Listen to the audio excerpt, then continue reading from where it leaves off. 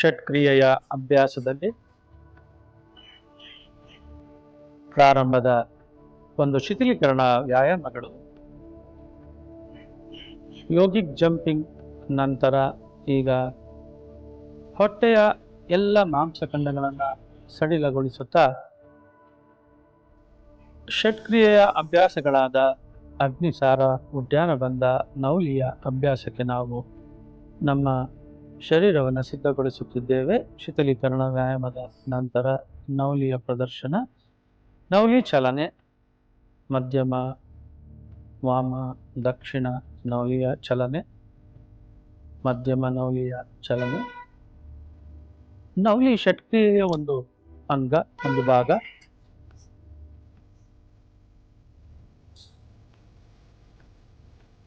ವಿಶ್ರಾಂತಿಯ ನಂತರ ಈಗ ಮತ್ತೊಮ್ಮೆ ನೌಲಿಯ ಚಲನೆ, ಕಾಲಿನ ಬೆರಳುಗಳ ಮೇಲೆ ನಿಂತುಕೊಂಡು ಮಾಡುವ ಅಭ್ಯಾಸ. ಷಟ್ಕ್ರಿಯೆಯ ಒಂದು ಭಾಗವಾದ ಕ್ರಿಯೆಯಾದ ನೌಲಿಯಿಂದ ಎಲ್ಲ ಮಾಂಸಖಂಡಗಳ, ಉದರದ ಮಾಂಸಖಂಡಗಳ ಸಚೇತನ ಶಕ್ತಿ ಹೆಚ್ಚುವುದು. ಈಗ ಮಧ್ಯಮ ನೌಲಿಯಲ್ಲಿ ಮಾಂಸಖಂಡಗಳ ಚಲನೆ, ನೌಲಿಯ ಚಲನೆ ಹಸ್ತಗಳ ಸಹಾಯದಿಂದ.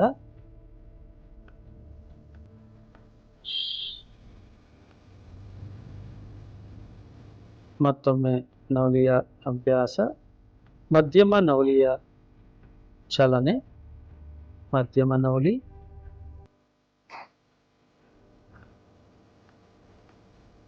ಮಧ್ಯಮ ನೌಲಿ, ವಾಮ ನೌಲಿ ಮತ್ತು ದಕ್ಷಿಣ ನೌಲಿಯ ನಂತರ ನಾಟ್ಯ ನೌಲಿ.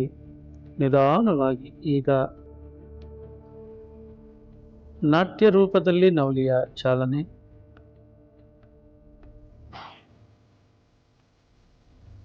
ಬಹಳ ಕಷ್ಟಕರವಾದಂಥ ಒಂದು ಸಾಧನೆಯನ್ನ, ನೌಲಿಯ ಅಭ್ಯಾಸವನ್ನ ಕೈಗೊಳ್ಳುತ್ತಿರುವ ಯೋಗ ಸಾಧಕರು ನೌಲಿಯ ಚಲನೆಯಲ್ಲಿ ನಾಟ್ಯದ ಮೂಲಕ ನೌಲಿಯ ಅಭ್ಯಾಸದ ನಂತರ ಈಗ ಷಟ್ಕ್ರಿಯೆಯ ಭಾಗಗಳ ನೌಲಿಯ ಅಭ್ಯಾಸದ ಮುನ್ನ ನಾವು ಕೈಗೊಳ್ಳತಕ್ಕಂಥ ಮೂಲಬಂಧ, ಉದ್ಯಾನಬಂಧ, ಜಾಲಂಧರ ಬಂಧ, ಮಹಾಬಂಧಗಳನ್ನು ನೋಡೋಣ.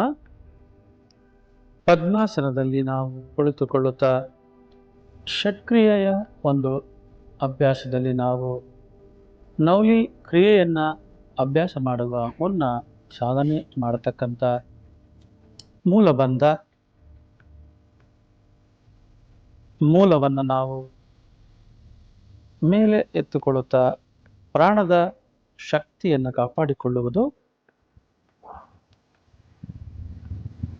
ಪ್ರಾಣವಾಯುವು ನಮ್ಮ ಮೂಲದಿಂದ, ಗುದದ್ವಾರದಿಂದ ಹೊರ ಹೋಗುವುದನ್ನು ಮೂಲಬಂಧದ ಮೂಲಕ ನಡೆದು ನಾವು ಪ್ರಾಣವಾಯುವನ್ನು ಊರ್ಧ್ವಮುಖವಾಗಿ ಕಳಿಸುತ್ತಾ ಉದ್ಯಾನಬಂಧದ ಮೂಲಕ ನಾವು ಮಧ್ಯಮ ಭಾಗದಲ್ಲಿ ಮಣಿಪುರ ಚಕ್ರದಲ್ಲಿ ನಾವು ಕೇಂದ್ರೀಕರಿಸುತ್ತಾ ಈಗ ಉದ್ಯಾನಬಂಧದ ಅಭ್ಯಾಸ. ಉದ್ಯಾನಬಂಧ ಪ್ರಾಣವಾಯುವನ್ನ ಅಧೋಮುಖವಾಗಿ ಹೋಗುವ ಪ್ರಾಣವನ್ನು ಊರ್ಧ್ವಮುಖವಾಗಿ ಕಳಿಸುವ ಒಂದು ಬಂಧದ ಅಭ್ಯಾಸ, ಹಠಯೋಗದ ಒಂದು ಕ್ರಿಯೆ. ನಂತರ ಉದ್ಯಾನಬಂಧದ ನಂತರ ಜಾಲಂಧರ ಬಂಧ. ಜಾಲಂಧರ ಬಂಧ ಪ್ರಾಣವಾಯು ಗಂಟಲಿನ ಭಾಗದಿಂದ ಹೊರ ಹೋಗುವುದನ್ನು ತಡೆಗಟ್ಟಲು ನಾವು ಈ ಒಂದು ಬಂಧದ ಮೂಲಕ ಪ್ರಾಣವಾಯುವನ್ನು ಅಂಗಾಂಗಗಳಲ್ಲಿ ಶಿಖರಗೊಳಿಸುತ್ತೇವೆ. ನಂತರ ಮಹಾಬಂಧ. 3 ಬಂಧಗಳ ನಂತರ ಬಂಧತ್ರಯವಾದ ಮೂಲಬಂಧ, ಮೂಲವನ್ನು ಗುದದ್ವಾರವನ್ನು ಮೇಲೆ ಎತ್ತುತ್ತಾ ಉದ್ಯಾನಬಂಧ, ನಂತರ ಜಾಲಂಧರ ಬಂಧ, 3 ಬಂಧಗಳನ್ನು ಒಟ್ಟಾಗಿ ಅಭ್ಯಾಸ ಮಾಡುವುದು. ಇದು ಮಹಾಬಂಧ ಎನಿಸಿಕೊಳ್ಳುವುದು. ಮಹಾಬಂಧದ ಪ್ರಯೋಜನಗಳು ಸಂಪೂರ್ಣವಾಗಿ ಪ್ರಾಣವಾಯುವು ನಮ್ಮ ಶರೀರದಲ್ಲೇ ಉಳಿಯುವುದು. ಇದರಿಂದ ಪ್ರಾಣಾಯಾಮದ ಅಭ್ಯಾಸ ಸಹಜವಾಗಿ ಹೆಚ್ಚುವುದು. ಪ್ರಾಣ ಶಕ್ತಿಯನ್ನು ಕಾಪಾಡಿಕೊಳ್ಳಲು ನಮ್ಮ ಜೀವಶಕ್ತಿಯನ್ನು ಹೆಚ್ಚಿಸುವ ಅಭ್ಯಾಸ. ಈಗ ಅಗ್ನಿಸಾರದ ಕ್ರಿಯೆ. ಇದು ನಾವು ಕಪಾಲಭಾತಿ ಮತ್ತು ಉದ್ಯಾನ ಬಂದ ನಂತರ ಮಾಡತಕ್ಕಂಥ ಒಂದು ಕ್ರಿಯೆ. ಇದರಿಂದ ಮಾಂಸಖಂಡಗಳ ಸಚೇತನ ಶಕ್ತಿ ಹೆಚ್ಚುತ್ತಾ ಜೀರ್ಣಾಂಗದ ಎಲ್ಲ ತೊಂದರೆಗಳು ನಿವಾರಣೆಯಾಗುವುದು, ಉದರದ ಯಾವುದೇ ಕಾಯಿಲೆಗಳು ಬರದ ಹಾಗೆ ಕಾಪಾಡಿಕೊಳ್ಳುವ ಒಂದು ಅಭ್ಯಾಸ.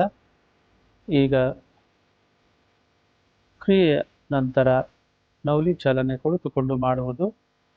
ವಾಮ, ದಕ್ಷಿಣ, ನಂತರ ಮಧ್ಯಮ ನೌಲಿ ಚಲನೆ. ನಮ್ಮ ಉದರದ ಮಾಂಸಖಂಡಗಳು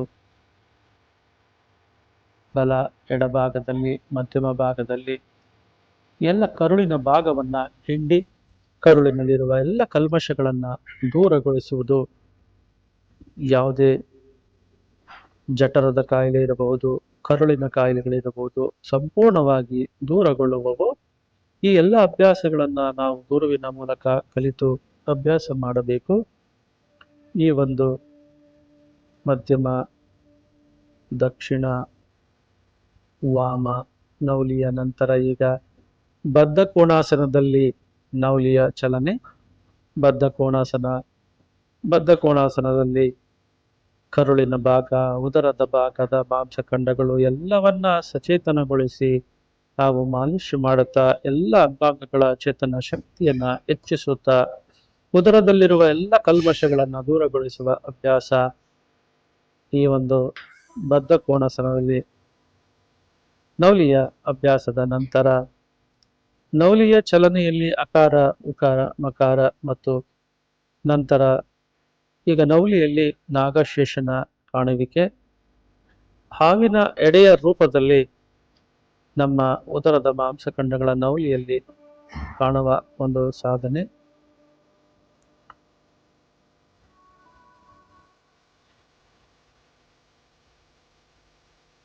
ನಾಗಶೇಷನ ರೂಪವನ್ನ ನೌಲಿಯಲ್ಲಿ ನಾವು ಕಾಣುತ್ತಿದ್ದೇವೆ.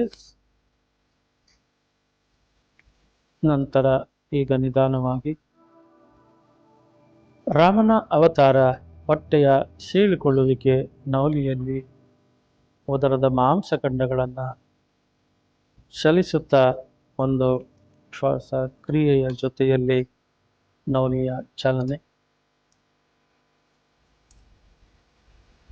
ಈ ಒಂದು ಅಭ್ಯಾಸದ ಎಲ್ಲ ಕ್ರಮಗಳನ್ನು ಕ್ರಮಬದ್ಧವಾಗಿ ನುರಿತ ತಜ್ಞರಿಂದ ಮಾತ್ರ ಕೈಗೊಳ್ಳಬೇಕು. ಈ ಎಲ್ಲ ಮುಂದುವರೆದ ಕ್ರಿಯೆಗಳ ಅಭ್ಯಾಸವನ್ನು ಗುರುವಿನ ಮೂಲಕ ಕಲಿಯುತ್ತಾ ಈಗ ಕುಳಿತು ಮೊಣಕಾಲಿನ ಮೇಲೆ ನಿಂತು ನೌಲಿಯ ಚಲನೆ, ನೌಲಿ ಚಾಲನ ಕ್ರಿಯೆ ಪ್ರತಿಯೊಂದು ಅಂಗಾಂಗಗಳನ್ನು ಚಲಿಸುವುದು, ಉದರದ ಮಾಂಸಖಂಡಗಳ ಚೇತನ ಶಕ್ತಿ ಹೆಚ್ಚಿಸುತ್ತಾ ಎಲ್ಲ ಉದರದ ರೋಗಗಳು, ಜೀರ್ಣಾಂಗದ ಎಲ್ಲ ತೊಂದರೆಗಳನ್ನು ದೂರಗೊಳಿಸುವ ಅಭ್ಯಾಸಗಳು.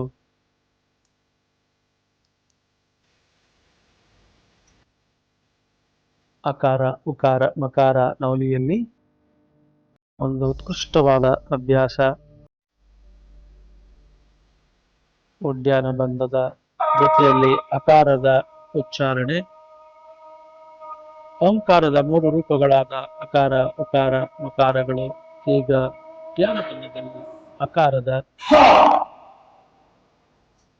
ಅಕಾರದ ಶಬ್ದದ ಜೊತೆ ಅಕಾರದ ತರಂಗಗಳನ್ನು ಗಮನಿಸುತ್ತಾ ಈಗ ಉಕಾರದ ಅಭ್ಯಾಸ. ಮಧ್ಯಮ ನೌಲಿಯ ಚಲನೆಯಲ್ಲಿ ಉಕಾರದ ಶಬ್ದದ ಉಚ್ಚಾರಣೆ. ಮಧ್ಯಮ ನೌಲಿಯಲ್ಲಿ ಉಕಾರ, ಈಗ ಮಕಾರದ ಒಂದು ಉಚ್ಚಾರಣೆ.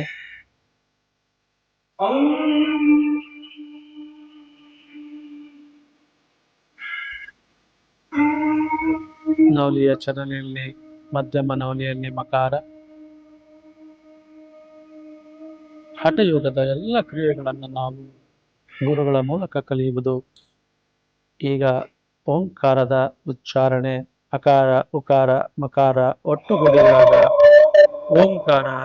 ನೌಲಿಯ ಚಾಲನೆಯಲ್ಲಿ ಮಧ್ಯಮ ನೌಲಿ, ವಾಮ ನೌಲಿ, ದಕ್ಷಿಣ ನೌಲಿಯ ಜೊತೆಯಲ್ಲಿ ಓಂಕಾರ. ಓಂಕಾರ ನಾದದೊಂದಿಗೆ ಈ ಹಠಯೋಗದ ಸಾಧನೆ ಪೂರ್ಣಗೊಂಡಿದೆ. ಈ ಎಲ್ಲ ಸಾಧನೆಗಳನ್ನು ಗುರುವಿನ ಮೂಲಕ ಕಲಿತು ಗುರುವಿನ ಮಾರ್ಗದರ್ಶನದ ಮೂಲಕ ಮಾತ್ರ ಇದನ್ನು ಕೈಗೊಳ್ಳುವುದು ನಮ್ಮ ಆರೋಗ್ಯದ ಸ್ಥಿತಿಗೆ ಒಂದು ಉತ್ತಮ ಸಲಹೆ.